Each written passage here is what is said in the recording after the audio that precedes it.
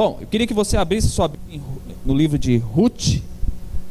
Não é Esther, é o livro de Ruth.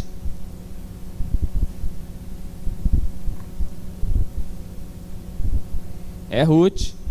Quem aí topou o desafio de ler os 4 capítulos de Ruth durante essa semana? Quem conseguiu? Levanta a mão. 3 pessoas. Um livro difícil de achar, mas eu vou te dar uma dica. Fica bem depois de Gênesis e bem antes de Apocalipse.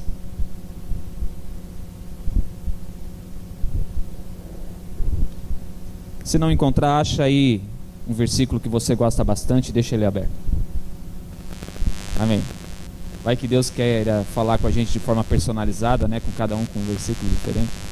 Ruth, capítulo 2, versículo 2.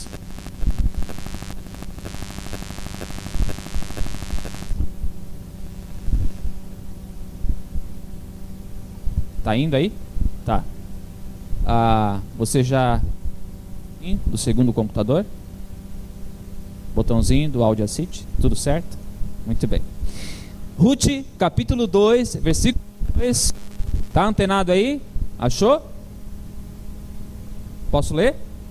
Diz assim: Ruth, a Moabita, disse a Noemi: vou recolher espigas no campo daquele que me permitir. Vá, minha filha, respondeu Noemi. Até aqui. Feche teus olhos. Senhor, nós nos colocamos diante de Ti porque nós precisamos ouvir a Tua palavra. Nós somos necessitados, Senhor, de entender a Tua vontade sobre nós, entender os Teus princípios e valores, e nós só podemos fazer isso se nós nos debruçarmos sobre a Tua palavra, Senhor. Vem essa noite em nosso coração com essa palavra, e que a vida de Ruth fale ao nosso coração de uma maneira que a gente comece a tomar decisões essa noite, em nome de Jesus, amém. O nosso tema já vai aparecer aí atrás, mas nós iniciamos a série hoje que se chama da desistência à insistência.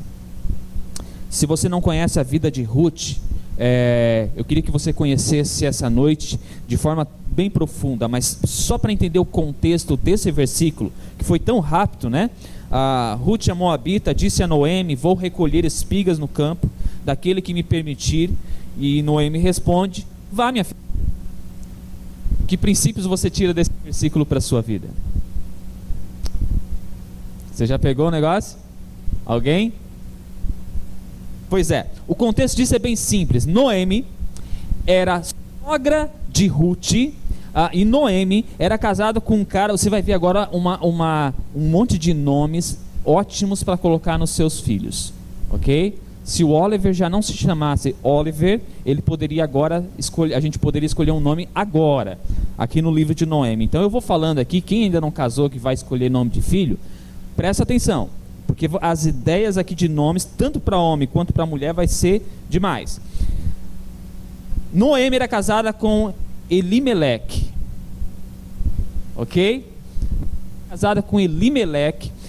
Noemi e Elimeleque decidem ir morar numa terra bem distante de Judá, que era a terra natal deles. Então eles vão morar em Moabe, entre os moabitas, e naquele lugar eles têm 2 filhos. Os nomes são Malom e Quilom. Malom e Quilom casam-se com 2 mulheres moabitas, Ruth e Orfá. Orfá é nome de mulher. Eles casam com 2 mulheres. Agora, o interessante é o que acontece no seguinte: Elimeleque morreu. Noemi fica viúva com seus 2 filhos e as suas 2 noras. 10 anos depois, Noemi perde seus 2 filhos. Malom e Quilion morrem. Já não basta uma viúva, agora nós temos 3 viúvas: Noemi, Orfá e Ruth. O interessante é que daí Noemi olha para suas 2 noras e diz: não tem muito que vocês possam fazer ainda vivendo comigo. É o seguinte, voltem para o seu povo, voltem para o seu povo, vão viver entre os moabitas. Interessante quem são os moabitas? Quem lembra que semana passada, só para atiçar a sua lembrança, o Bruno falou sobre Ló, que era sobrinho de Abraão, e Ló migrou para uma terra, e nessa terra os anjos chegaram lá, destruíram aquela cidade que era Sodoma e Gomorra, resgataram Ló e sua família. E o interessante é que as filhas e os filhos de Ló decidiram fazer uma coisa: eles decidiram ter filhos entre eles. Eles não queriam se contaminar com nada ao seu redor, então os homens tinham filhos com suas irmãs. Entre eles nasceu Moabe. Moabe habitou numa certa terra, cresceu com sua família, e esses são os moabitas. Ruth e Orfá são descendentes de Moabe, ou seja, Ló é tataravô de Ruth e Orfá. Mas não termina aí. Quando eles então, elas escutam da sua sogra, volta para o seu povo, volta para o seu Deus, na verdade volta para os seus deuses, porque os moabitas tinham inúmeros deuses, tantos deuses que alguns deles eles faziam sacrifícios animais, outros deuses eles faziam sacrifícios humanos para aqueles deuses. Esse era o povo moabita, e o povo e os filhos de Noemi casaram com duas mulheres, e ainda assim, de alguma maneira, Ruth e Orfá conheceram a Deus.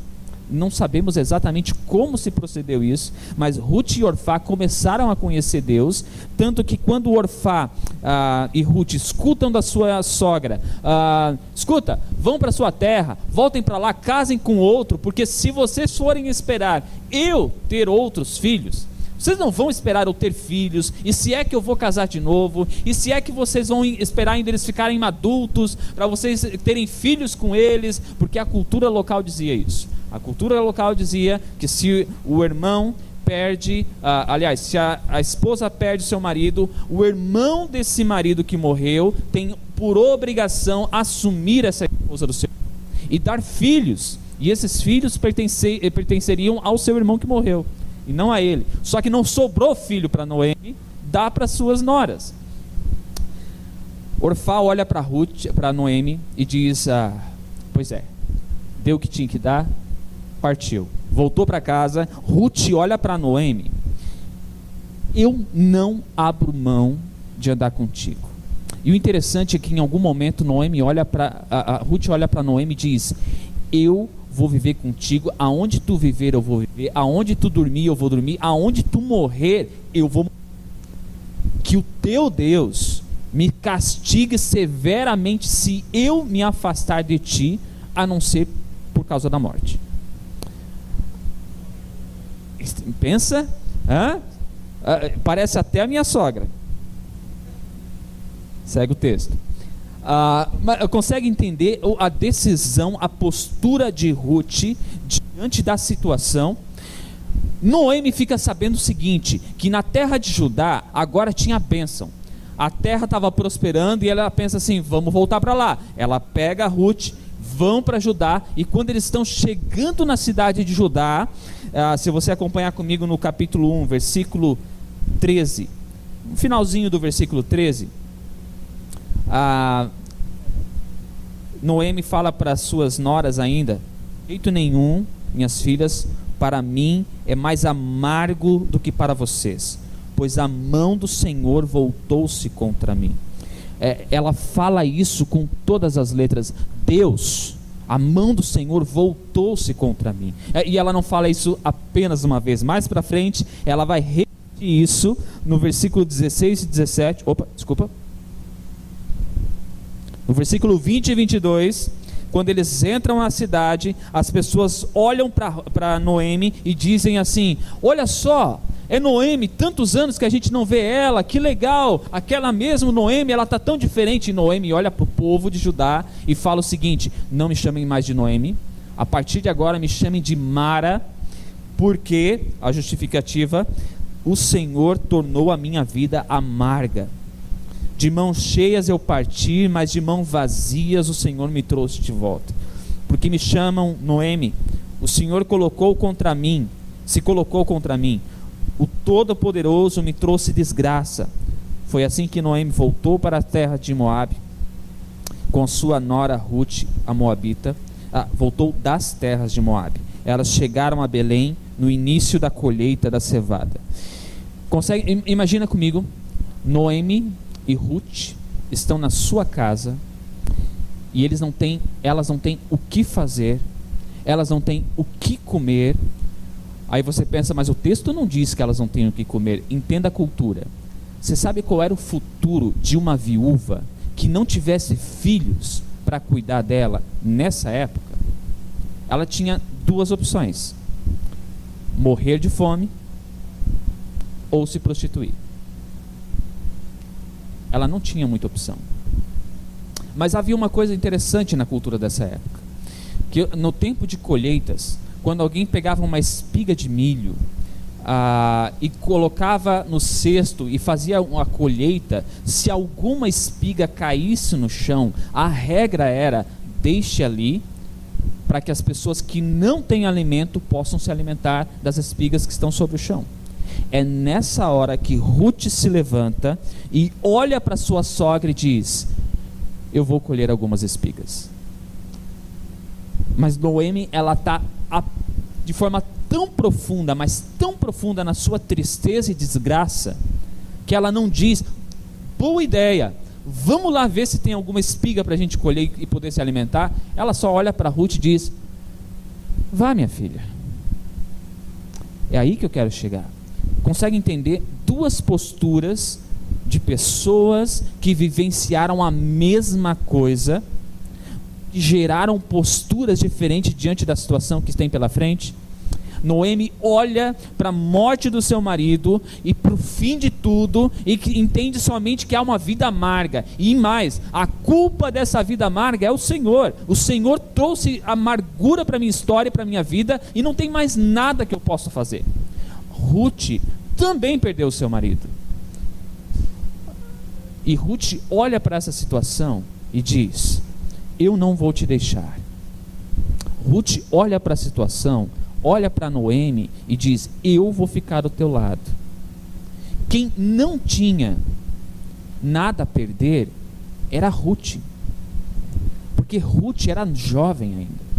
Ruth podia muito bem voltar para sua parentela, para sua casa e se casar novamente. Ruth tinha todo o seu futuro pela frente.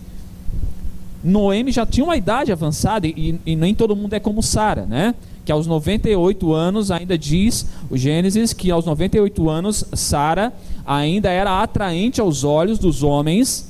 98 anos, atenção mulheres, 98 anos, você entendeu? 98 anos, ainda era atraente aos olhos dos homens.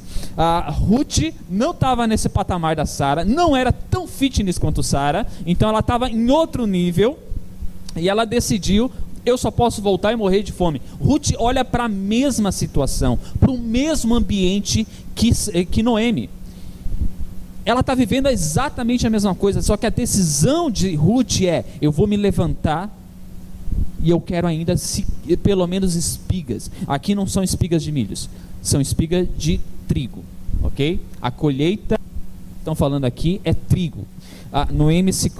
Ruth se coloca em direção ao campo e começa a colher trigo.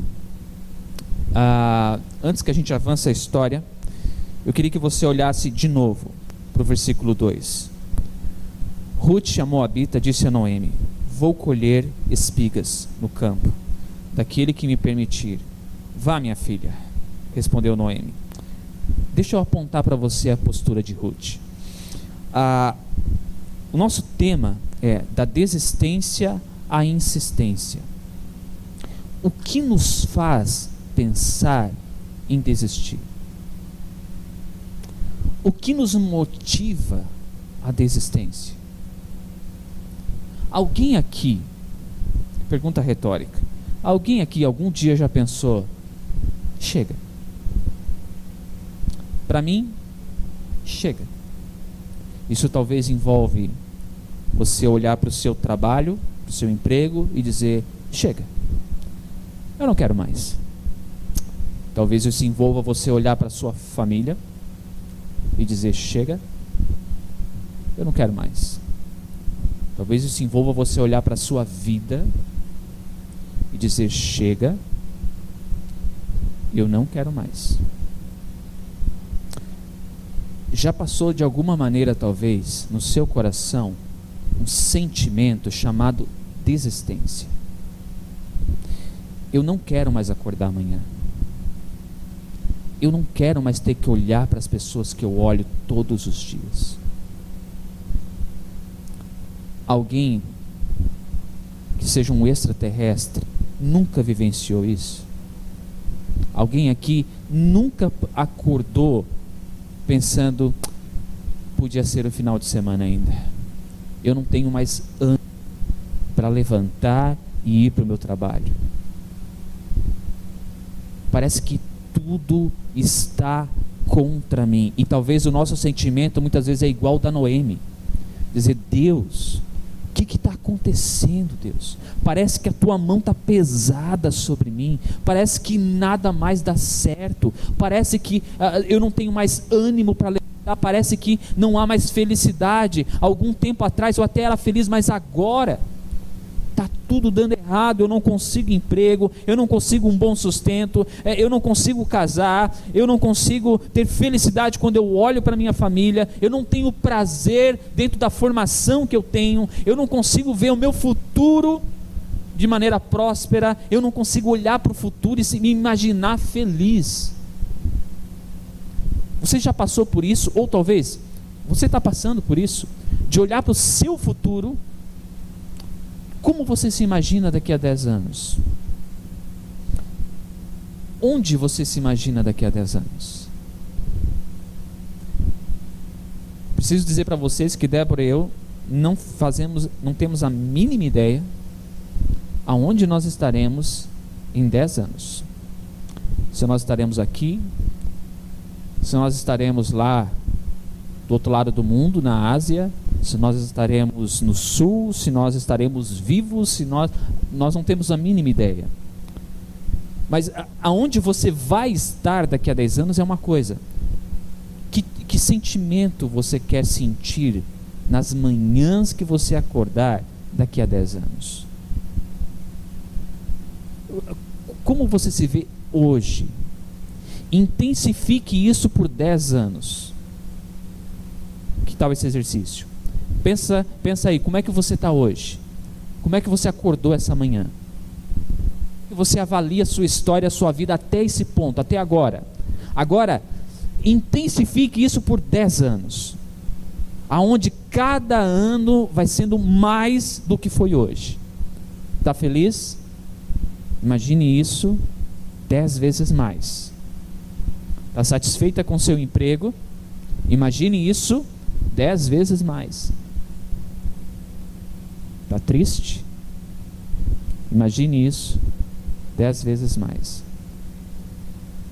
Como é que você avalia a sua história em longo prazo? Deixa eu te dizer uma coisa. Fatores determinantes para a tua história daqui a 10 anos não envolve onde você vai estar, o que você vai fazer daqui a 10 anos. Envolve agora. Se você decide levantar e colher espigas, tomar uma decisão e deixar claro: eu não estou desistindo, eu estou usufruindo do meu último recurso, e o meu último recurso é levantar e colher espigas. Ou você é aquele que vê as pessoas levantando com coragem e andando, e você olha para eles e diz: vai, meu filho, pode ir, Deus te abençoe. Qual é a tua postura hoje? A tua postura hoje vai determinar os teus próximos 10 anos. Isso não é linguagem de coach, ok? Isso é linguagem de crente. Fica a dica. A Noemi, aliás Ruth, olha para Noemi e diz: eu vou buscar alguma fonte de alimento, porque ficar aqui e morrer de fome não está na minha lista de atividades do dia de hoje, ok? Eu não agendei morrer de fome hoje. Noemi não está preocupada com a vida dela e nem com a vida de Ruth. Noemi está preocupada com a sua amargura, com o que aconteceu até agora, e ela não está preocupada com o amanhã. Ruth se levanta, olha para Noemi, vai porta fora e segue para o campo e começa a colher espigas. Não vai roubar espigas, ela colhe aquilo que está no chão. E se os operários que estão fazendo a colheita daquela tarde decidirem serem perfeitos no seu trabalho e dizerem, a gente tem que cuidar porque o patrão é severo e a gente não pode espalhar e nem desperdiçar nada do produto, então não deixem cair no chão. Se eles tomassem essa decisão, Ruth não teria alimento. Mas a questão não é sair e ter a certeza do alimento, a questão é decidir sair. A questão é levantar e ir em direção às espigas. Esse é o nosso problema. Eu queria que você prestasse atenção em mim. Atenção, olha para mim. Está olhando para mim? Confere aí se o seu irmão está olhando para mim. Se não tiver, Caleb, olha para mim. Brincadeira, Caleb não, Caleb está livre aí. A questão não é você ter certeza do fruto que você vai achar. A questão é você levantar e ir em direção a ele. Ir em direção. Nada dava certeza para Ruth que ela iria encontrar alguma coisa para colocar no seu estômago aquele dia. Nada daria certeza para Ruth que ela voltaria para casa com muitas espigas, como foi o que aconteceu. Nada, ela não tinha certeza de nada. Assim como Noemi não tinha certeza de nada. As duas que estavam em conflito de uma vida, que as duas passaram a mesma experiência, a postura mudou o futuro, não só da Ruth. E aí que está. A postura de Ruth, levantar e ir em direção às espigas, não muda a vida da Ruth, muda a vida da Ruth e da Noemi. Até a Noemi, que desistiu de tudo, é abençoada porque Ruth tomou uma decisão. A Noemi entra na bênção de carona. Mas tem mais interessante. Se você seguir a história, você vai ver que Ruth, no futuro, se torna tataravó. Adivinha de quem? De Jesus. A Ruth é tataravó de Davi, e Davi é tataravô de Jesus por parte de Maria, e o mais interessante, por parte de José também, embora José era pai adotivo, né?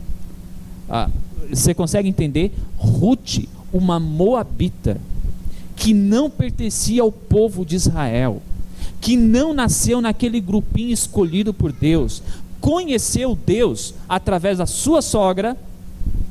E essa sogra, que era a pessoa que conhecia Deus desde berço, que deveria pegar Ruth no colo e dizer, fica tranquila, eu vou cuidar de você, porque eu conheço um Deus poderoso. Na verdade, quem faz isso é o contrário. Ruth é a nova convertida aqui. Ruth é a pessoa que ainda não sabe direito quem é Deus. Ruth é a pessoa que não sabe como surgiu a terra. Ruth é a pessoa que não nasceu num berço cristão. E Ruth é a pessoa que tem uma postura cristã. Deixa eu apontar para você algumas coisas dentro do desânimo. O sentimento de desistência nunca vem sozinho. Vamos provocar um pouquinho você. Olha para alguém bem bonito do seu lado. Se não tiver alguém bonito de um lado, olha para o outro. Olha para essa pessoa, pega na mão dela e diz para ela: o desânimo não vem sozinho, ele vem acompanhado. Adivinha de quê? Agora fala para ele assim, agora olha para o pastor, tá bom? Primeira coisa, pecado. Você entendeu? Vou repetir: pecado. O desânimo vem acompanhado de pecado. A Lenier leu um salmo no início desse culto. Lembra pra gente que salmo era, Lenier?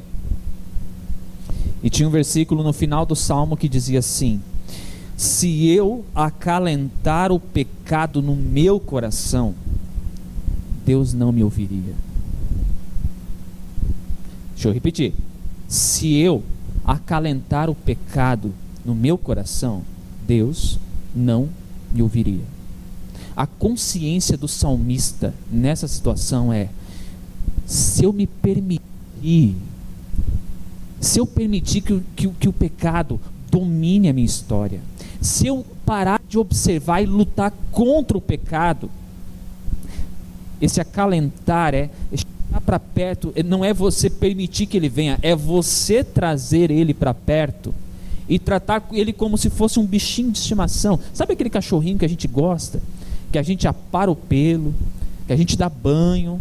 Com certeza essa não é a minha cachorrinha, que se não tem pelo é porque caiu, e se tiver cheirosa é porque tropeçou num balde de shampoo, porque banho não foi.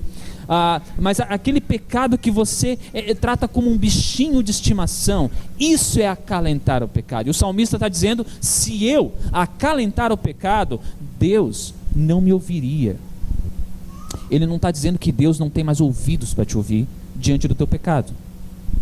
Ele está dizendo que a partir do momento que eu permitir que o pecado domine a minha história, eu estou dando os primeiros passos para a desistência. Entendeu isso? A partir do momento em que você permitir que o pecado domine a sua vida, que você diga para você mesmo: eu cansei de lutar, eu cansei porque eu sempre vou cair no mesmo pecado, eu vou lá, eu confesso, eu caio de novo, eu chamo o pastor, eu digo para o pastor: põe a mão na minha cabeça, faz uma oração bem abençoada, né? A gente gosta de falar essas coisas, não sei de onde tira isso. Aí o pastor vai lá e ora, e sapateia, e faz um negócio, e uma semana depois eu caio de novo no mesmo pecado. Cansei. Quer saber? Afinal de contas, né? Lutero disse que o que o justo viverá pela fé. Aliás, Paulo disse isso. Lutero olhou para esse versículo e pensou: pronto, agora eu posso ter paz. Falando nisso, nós acabamos de passar pelo período da reforma. Não, o período da reforma foi 502 anos atrás. Acabamos de passar pelo aniversário da reforma, né? E Lutero disse isso pensando: eu posso ter paz diante da minha vida de pecado, porque o justo viverá pela fé. Mas a compreensão dele não era: desisto do pecado, porque afinal de contas a graça de Deus está sobre mim. Afinal de contas, ele morreu naquela cruz para perdoar os nossos pecados. Eu sou ou não sou perdoado por ele? Não importa, o pecado não pode me dominar, porque o justo, e eu sou justo, vou viver pela fé.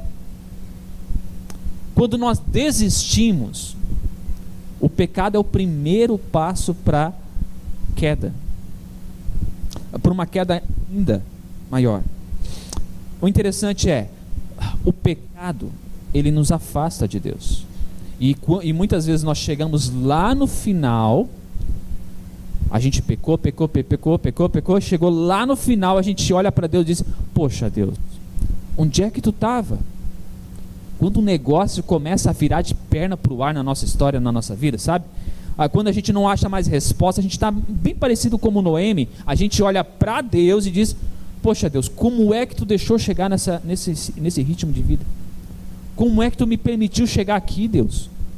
Por que tu não mandou um anjo que descesse com uma espada na mão e me ameaçasse que se eu seguisse adiante, ele ia cortar minha cabeça, na hora eu ia voltar para trás, eu não ia pecar? Deus, por que tu não controlou a minha mão antes de dar aquele clique que me fez ver coisas que eu não deveria ter visto? Deus, por que tu não fez os meus pés pararem antes de eu ir para aquele lugar aonde eu fui e quebrei a cara? Deus, por que tu não fez eu voltar atrás na hora que eu fui casar, porque eu casei com esse traste, e olha como é que está a minha história. Achei que era um príncipe e casei com um sapo. Consegue entender como nós olhamos para Deus e parece que Deus é o responsável por toda a nossa miséria de vida? Deus é o responsável pelas nossas decisões. E se você tiver uma postura hoje de levantar e colher espigas, pode ter certeza, foi porque você escutou o que a palavra está falando com você hoje, porque você entendeu a vida de Ruth e conseguiu aplicar sobre a tua história. Agora, se você olha para Noemi e você pensa, eu não vou ser como Noemi, mas não decide levantar, não decide ir para os campos e não decide passar o trabalho de colher espigas, se imagine daqui a 10 anos. Segundo, a questão da desistência, a constância em permitir que a fé se esfrie, determina se você vai continuar insistindo ou não. Deixa eu te falar uma coisa. Quando você chega aqui na igreja, você observa um ministério de louvor extremamente preparado, e eu preciso dizer, tá, que o ministério aqui estava extremamente preparado. Tá certo que eles erraram algumas coisas, talvez quem não entende muito de música não percebeu, que bom, tá bom? Finge que eu não disse isso, eles acertaram tudo, mas quem entende, deixa passar, tá bom, Fábio? Deixa passar. A questão é que eles se prepararam para não fazer o mesmo. A decisão é, nós queremos algo diferente. E aí eles vêm à igreja, mas a igreja não está na mesma sintonia. A igreja pensa assim, mas hoje eu não estou muito afim.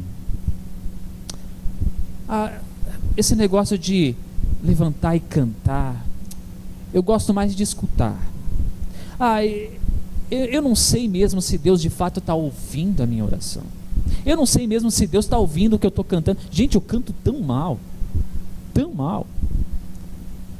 Se você acha mesmo que canta muito mal, vou te dar uma dica. Senta um pouquinho com o Bruno e conversa. Você vai ver o que é levantar a moral. O que é você se cantar no banheiro e dizer, rapaz, Deus está agindo na minha potência vocal. Conversa com o Bruno, vai ajudar você. Mas você sabe quando você chega na sua casa e você pensa assim, poxa, eu nunca mais tive um tempo de oração e nunca mais falei com o Senhor. Amanhã vai ser o dia. E é capaz de nós passarmos o dia todo pensando nisso. E quando chega amanhã, você já pensou se Ruth pensasse assim, Noemi, tive uma ideia maravilhosa. Vamos descansar para amanhã ir para o campo buscar espigas. Ela não faz isso. Ela levanta, ela olha para Noemi e diz, estou indo. Ela não disse o que estava sentindo, ela simplesmente toma a decisão, levanta, olha para Noemi e diz, eu estou indo. E a decisão de Noemi é imediata como a da Ruth. Pois vá. Pois. Pode ir. Sabe o que é interessante? Que quando nós deixamos a nossa fé esfriar, é como se nós saíssemos da nossa casa e fôssemos para o culto, e isso tem um peso tão grande, é tão sofrido ir para o culto. Sabe, esse sentimento de que eu estou precisando de uma folga, e a gente coloca o culto na folga, né? Já passou por isso?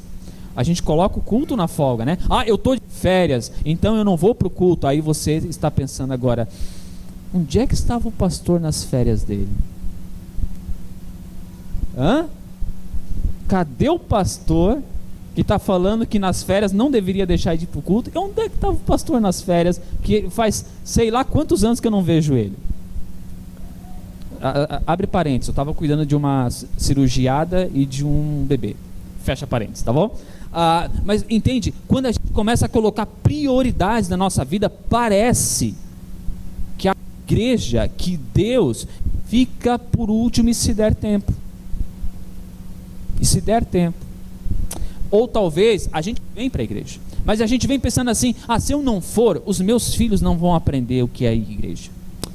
Se eu não for, eles não vão escutar uma boa palavra. Se eu não for, eles não vão se envolver. Então eu preciso ir por causa dos meus filhos.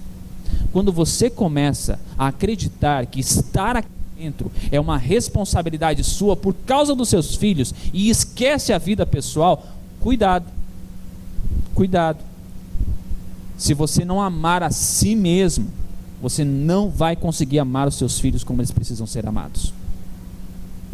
Peraí, eu preciso me amar primeiro para amar os outros. Exatamente isso. Se você não se ama, você não vai conseguir amar intencionalmente os seus filhos. E aí sabe o que vai acontecer no futuro? Seus filhos vão aprender a ir para a igreja, talvez, e eles vão levantar a bunda do sofá, eles vão olhar para você e vão dizer: mãe, pai, estou indo para a igreja. E sabe qual vai ser a tua decisão? Vá, minha filha. Exatamente como Noemi fez. Sabe quem é Deus, conviveu com ele e até ensinou pessoas sobre Deus, porque Ruth aprendeu com Noemi. Mas quando chega na hora da decisão, aquela pessoa que começou a viver com Deus de fato, talvez por causa de você, por causa do que você falou e o que você fez, ela tem a postura de dizer: eu vou lutar. E você diz: vai, pode ir, eu já passei por esse caminho aí, é amargo. Eu já passei por isso, eu também já tive esse momento de dizer: eu quero estar lá na igreja, hoje eu já não sou mais tanto assim.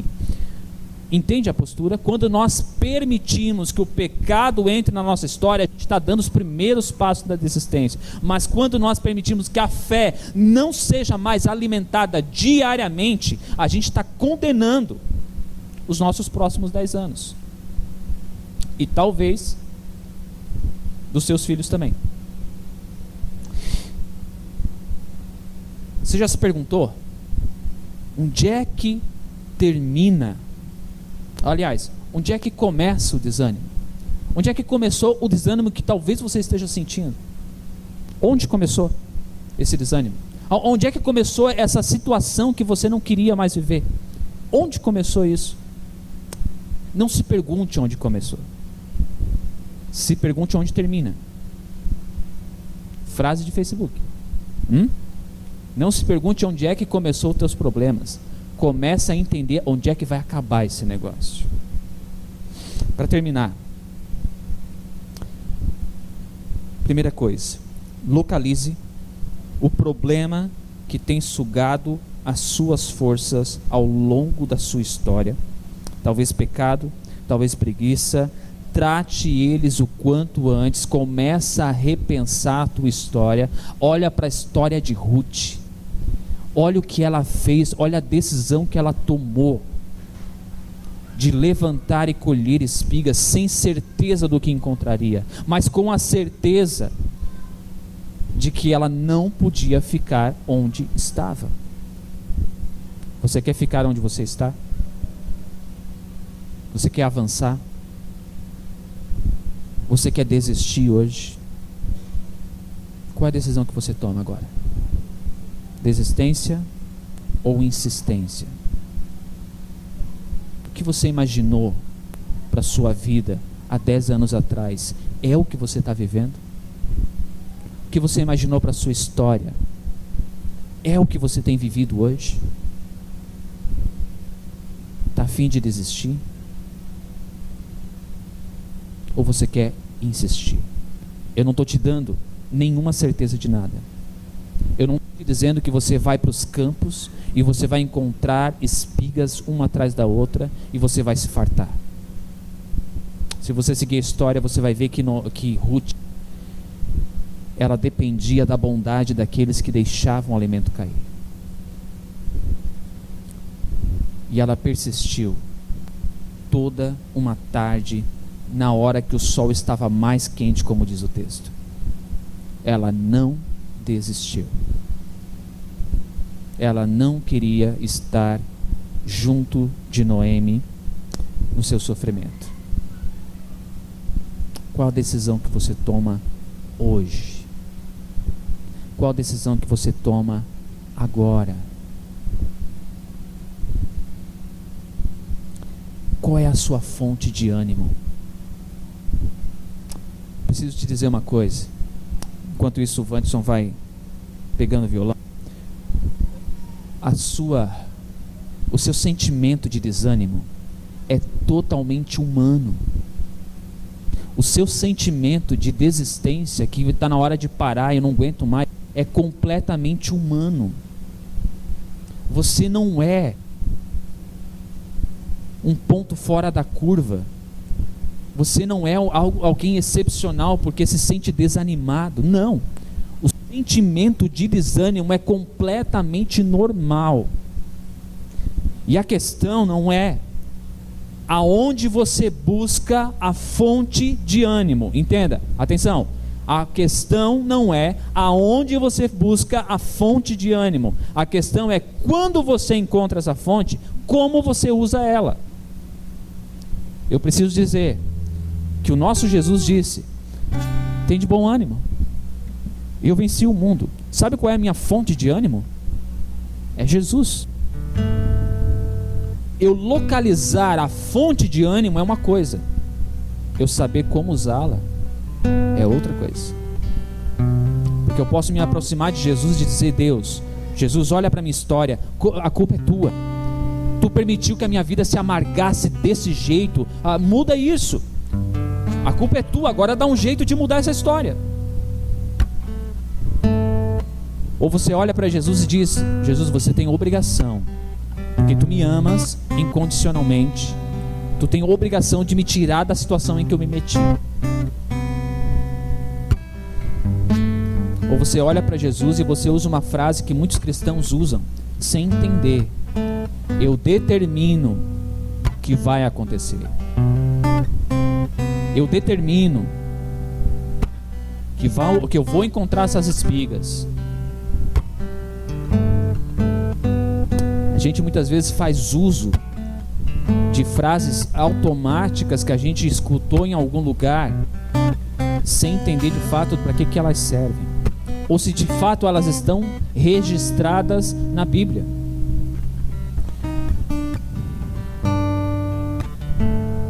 Você pode agora se colocar diante desse Jesus e permitir que de fato Ele mude a tua história, e reconhecer o seu pecado, as suas decisões que te levarão até aqui, e dizer: Jesus, para mim chega, eu não posso mais lutar contra, eu não consigo mais sozinho, eu preciso andar contigo,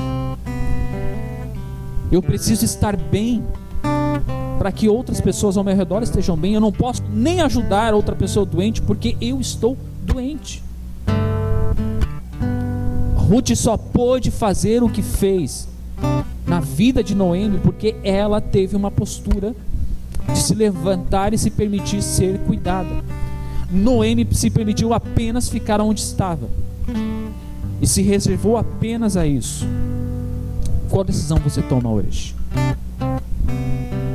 Você está aonde está porque você desistiu de vez? Ou será que ainda dá para levantar para colher espigas? Você acredita que ainda tem forças para levantar e colher espigas? Você quer levantar e colher espigas essa noite? Feche teus olhos. Se você quiser ficar em pé, quiser ficar sentado, quiser se colocar de joelhos, se coloca diante do Senhor. Conta para Ele exatamente como você chegou aqui.